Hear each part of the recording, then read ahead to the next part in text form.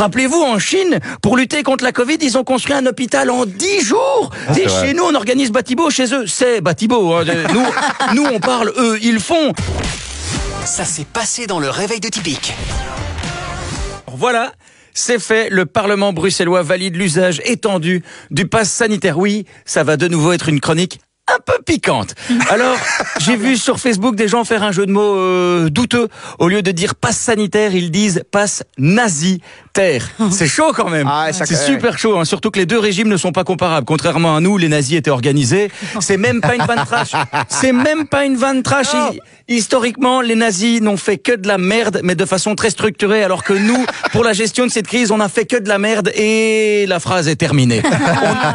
On essaye de nous faire croire qu'il y avait un plan de sortie, qu'on est organisé, mais clairement depuis le début, on navigue à vue, hein. Si c'était nos politiciens qui avaient été à la barre du Titanic, d'office, le bateau aurait coulé, mais sans l'aide de l'iceberg. Quand on voit comment nos politiciens ont géré cette crise, oui, je sais, c'est très audacieux de ma part d'avoir mis dans la même phrase nos politiciens et ont géré. Qu'est-ce que tu veux que je te dise? Je suis un punk, moi, j'ose tout.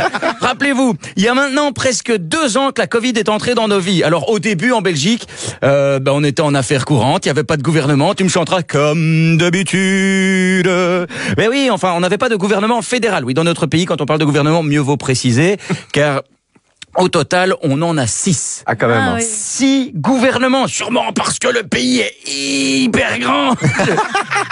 Je plaisante, hein, c'est tout petit. Objectivement, la Belgique, on dirait le Luxembourg, mais sous stéroïdes. 6 gouvernements, c'est pour ça que quand il en manque un, on s'en branle. Mais le plus fou dans tout ça, c'est qu'on a déjà réussi à démontrer que parfois, sans gouvernement, ça fonctionne mieux. Mais bon, apparemment, la devise de la politique belge, c'est on prend les mêmes et on recommence. Et c'est bien ça le problème. Dans n'importe quel travail, quand t'es mauvais, on te vire. Alors qu'en politique, quand t'es mauvais, manifestement, on te dit « Félicitations, vous correspondez au profil recherché ». En tout cas, je ne vois pas d'autre explication à la carrière de Di Rupo. Ce mec était déjà là sous Jules César, et aujourd'hui, il fait encore de la politique. Alors qu'honnêtement, le gars, il brasse tellement d'air qu'au milieu d'un champ, on le confondrait aisément avec une éolienne. Enfin, pour une fois dans sa vie, ça lui permettra d'avoir l'air productif. N'empêche, depuis le début, on nous a répété que toutes les mesures qui étaient prises, c'était pour sauver notre système de soins de santé. Faut reconnaître que ça, c'est beau, c'est noble. Du coup, vérifions. Quelles sont les aides que les hôpitaux ont reçues? Que dalle! Que dalle! Ah non, si, au début, on les applaudissait à 20h. C'est sympa, mais c'est peut-être pas suffisant pour sauver des vies. Rappelez-vous, en Chine, pour lutter contre la Covid, ils ont construit un hôpital en 10 jours! Et chez nous, on organise Batibo, chez eux, c'est Batibo. Hein. Nous, on parle, eux, ils font. Clairement, c'est pas en Belgique qu'on aurait eu l'idée de construire un hôpital et encore moins en 10 jours. C'est simple, chez nous, si on avait voulu mettre en place un tel projet, ça aurait donné ceci. Jour 1, l'idée de construire un hôpital est née. Jour 2, on réfléchit sur l'idée. Jour 3, il y a grève. Jour 4, quelqu'un repropose de construire un hôpital. Jour 5, on abandonne l'idée. Jour 6, tout compte fait, on se demande si c'est quand même pas une mauvaise idée, cet hôpital. Jour 7, on est dimanche, les heures sup ne comptent pas, du coup, on ne bosse pas. Jour 8, Robert demande s'il n'enverrait pas un email à l'ensemble des collaborateurs. Jour 9, Robert commence à rédiger l'email. Jour 10, en Chine, l'hôpital est terminé alors qu'en Belgique, Robert n'a toujours pas envoyé l'email.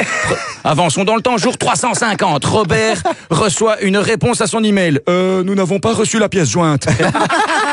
Jour 458, Robert est mort sans avoir eu le temps d'envoyer la pièce jointe. Jour 459, finalement, on abandonne le projet. Comme on dit, bienvenue en Belgique. Mais moi, ce qui me fait peur dans tout ça, c'est que ce sont les mêmes qui sont occupés de gérer cette crise, qui doivent aussi s'occuper des autres problèmes du pays. D'ailleurs, chers politiciens, pourriez-vous diminuer les axes sur l'essence? Parce qu'à ce rythme-là, bientôt, on entendra des conversations improbables du genre, t'as vu, ce matin, un gars s'est immolé par le feu. Ah bah ouais, qu'est-ce que je te dis, c'est qu'il avait les moyens. Alors, elle est pas belle la vie.